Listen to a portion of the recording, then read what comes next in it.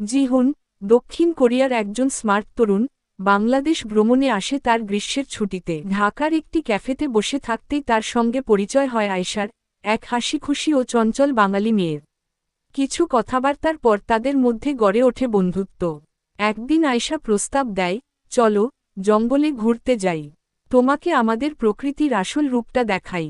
জিহুন রাজি হয়ে যায়, এবং তারা রওনা দেয় বাংলাদেশের এক প্রাকৃতিক জঙ্গলে। এক জায়গায় দাঁড়িয়ে আয়েশা অপেক্ষা করে জিহান হেঁটে হেঁটে তার কাছে যায়। তারা একে অপরের সাথে ঘোরাঘুরির বিষয়ে খুনসুটি করে।